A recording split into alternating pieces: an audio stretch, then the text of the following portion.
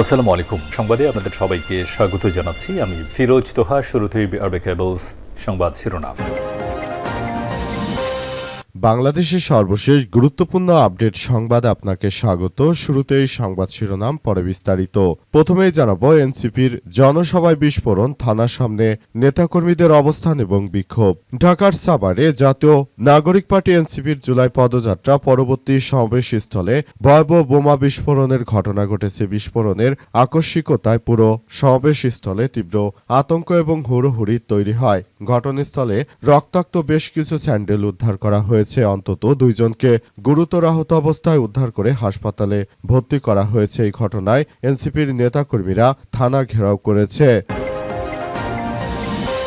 এরপর জানাবো, বোমা বিস্ফোরণ ঘটে পুলিশের কাছ থেকে আসামি ছিনতাই। মাদারীপুর সদর উপজেলার লক্ষ্মীগঞ্জ এলাকায় ৩০০ পিস ইয়াবাসহ গ্রেপ্তার পারভেজ ব্যাপারী নামের একাধিক মামলার এক আসামিকে বোমা বিস্ফোরণ ঘটিয়ে ছিনিয়ে নিয়েছে তার সহযোগীরা। আজ সন্ধ্যার পর এমন ঘটনা ঘটে। পুলিশ জানায়, গোপন সংবাদের ভিত্তিতে তারা উক্ত সন্ত্রাসীকে আটক করেছিল। তবে পুলিশের উপর বোমা নিক্ষেপ করে তাকে ছাড়িয়ে নিয়ে গেছে উক্ত সন্ত্রাসীর সহযোগীরা। এদিকে সাবেক প্রধান বিচারপতি খায়রুল হকের গ্রেপ্তারের শুনানি বুধবার।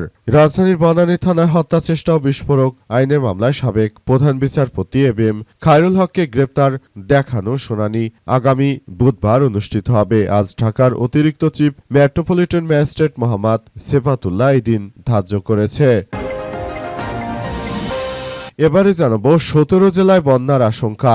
দেশের ১৭ জেলায় স্বল্পমেয়াদী বন্যা পরিস্থিতি সৃষ্টি হতে পারে বলে পূর্বাভাসে জানানো হয়েছে। আজ বন্যা পূর্বাভাস ও সতর্কীকরণ কেন্দ্রের সহকারী প্রকৌশলী মোস্তফা কামাল জিয়ানে সই করা পূর্বাভাসে এই তথ্য নিশ্চিত করা হয়েছে।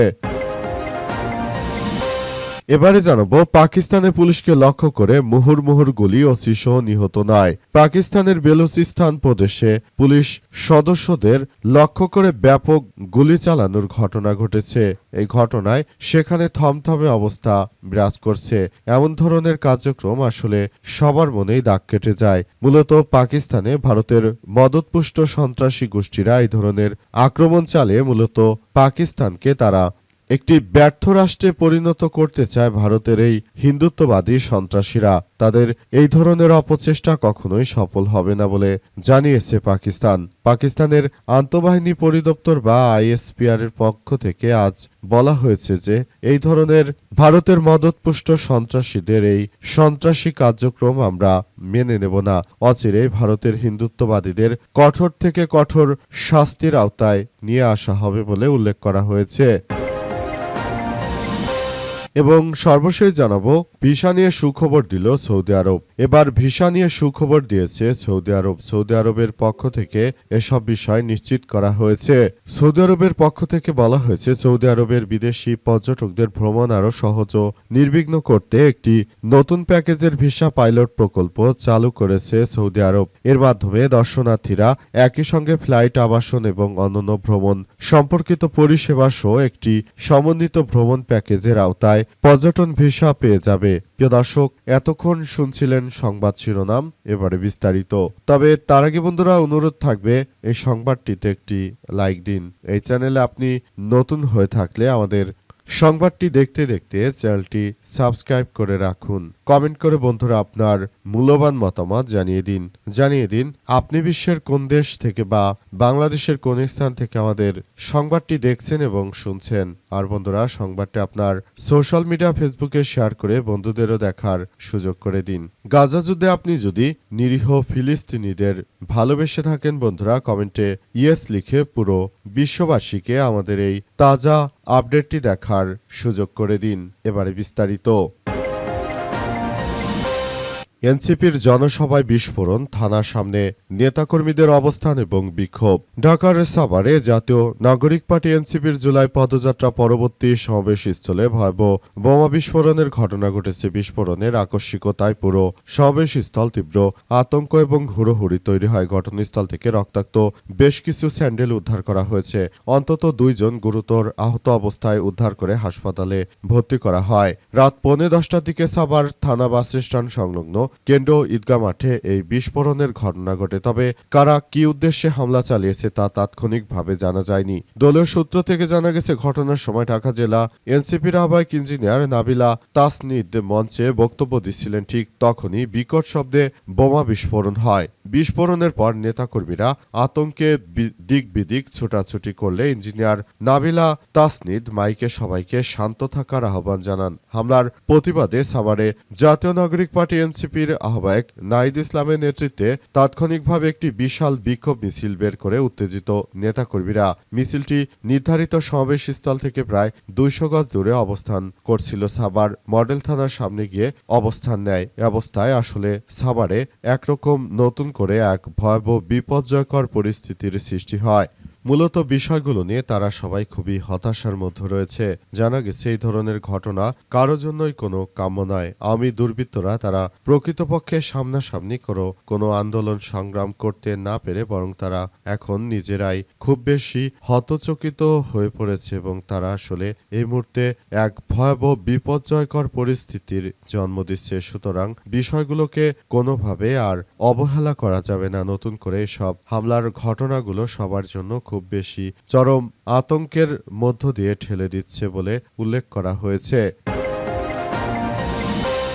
বোমা বিস্ফোরণ ঘটে পুলিশের কাছ থেকে আসামি ছিনতাই। মাদারীপুর সদর উপজেলার লক্ষ্মীগঞ্জ এলাকায় 300 পিস ইয়াবাসহ গ্রেপ্তার পারভেজ ব্যাপারী নামে একাধিক মামলার এক আসামিকে বোমা ফাটিয়ে তারপর তাকে ছিনিয়ে নিয়ে গেছে তার সহযোগীরা। এই ঘটনায় এখন পরিস্থিতি থমথমে অবস্থা বিরাজ করছে। এই ঘটনায় এমন এক সময় ঘটল যখন এই ধরনের কার্যক্রমগুলো সবাইকে খুব হতচকিত ও সবাইকে আসলে খুব বেশি হতাশার মধ্যে ফেলেছে।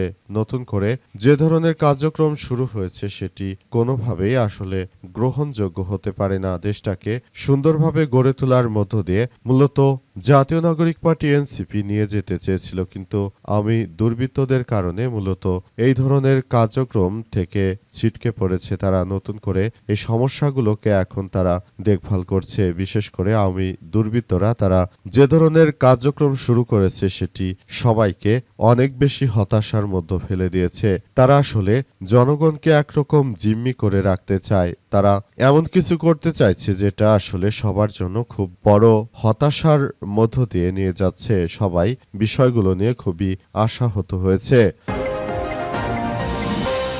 সাবেক প্রধান বিচারপতি খায়রুল হকের গ্রেপ্তারের শুনানি বুধবার। রাজধানীর বনানী থানায় হত্যাচেষ্টা ও বিস্ফোরক আইনের মামলায় সাবেক প্রধান বিচারপতি এবিএম খায়রুল হককে গ্রেপ্তার দেখানো শুনানি বুধবার অনুষ্ঠিত হবে। গতকাল সোমবার 6 জুলাই ঢাকার অতিরিক্ত chief metropolitan magistrate Mohammad Sefatullah এই দিন ধার্য করেছে। বিষয়ে প্রসিকিউশন বিভাগের এসআই মোক্তার হোসেন বলেছেন যে গত সোমবার গ্রেপ্তার দেখানোর শুনানির জন্য দিন ধার্য ছিল, কিন্তু মামলার মূল নথি না থাকায় বিচারক নতুন দিন ধার্য করেছে। গত বছরে 24শে জুলাই রাষ্ট্রপতি খায়রুল হককে রাজধানী ধানমন্ডির বাসা থেকে গ্রেপ্তার করে পুলিশ। এরপর থেকে তিনি কারাগারে আটক রয়েছেন। গত 17 মে সাবেক এই প্রধান বিচারপতিকে আসামি হিসেবে সুনির্দিষ্ট মামলা ছাড়া গ্রেপ্তার না দেখিয়ে হয়রানি না করতে নির্দেশনা দেয় হাইকোর্ট। এরপরই তাকে সুনির্দিষ্ট মামলায় গ্রেপ্তার করার বিভিন্ন বিষয় সামনে নিয়ে আসে বিএনপি।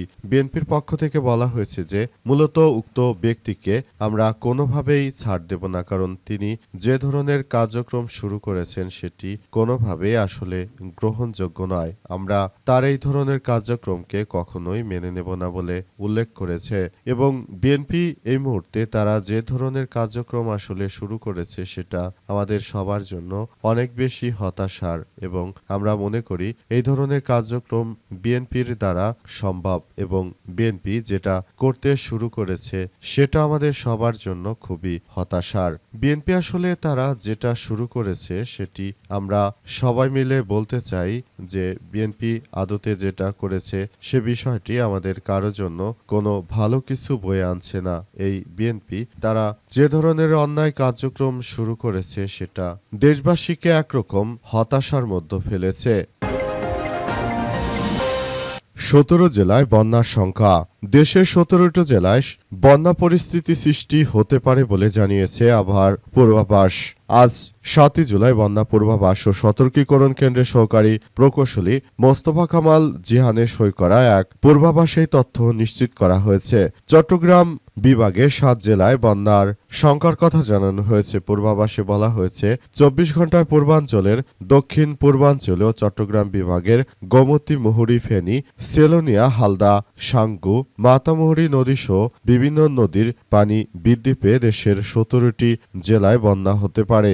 এর মধ্যে রয়েছে সিলেট, ময়মনসিংহ বিভাগের মনু, ধলাই, খোয়াই, কংস নদী পানি সমতল বৃদ্ধি হ্রাস পেয়েছে। অপরদিকে সারিগোয়াইন, সোমেশ্বরী, জাদুকাটা ও ভোগাই নদীসমূহের পানি সমতল বৃদ্ধি পেয়েছে, যা আগামী 3 দিন দ্রুত বৃদ্ধি পেতে পারে এবং আগামী 24 ঘন্টা থেকে 48 ঘন্টার মধ্যে এটি বিপদসীমা অতিক্রম করতে পারে বলে উল্লেখ করা হয়েছে। ধারণা করা হচ্ছে যে এই পানি বৃদ্ধি পাওয়ার ফলে মূলত নতুন করে আবার একটি বিপদ সংকেত সামনে আসছে। বিষয়গুলো নিয়ে সবাইকে এখনই সতর্ক থাকতে হবে। সবাইকে এগুলো নিয়ে এখনই কার্যক্রম চালিয়ে যাওয়ার প্রতি উদাত্ত আহ্বান জানানো হয়েছে। সবাইকে বলা হয়েছে যে এই ধরনের ঘটনা পানি বৃদ্ধি পাওয়ার ফলে মূলত দেশ জুড়ে এমন বন্যা পরিস্থিতি যে সৃষ্টি হতে পারে, সেজন্য ইতিমধ্যে সবাইকে আরও সতর্ক থাকার জন্য বলা হচ্ছে।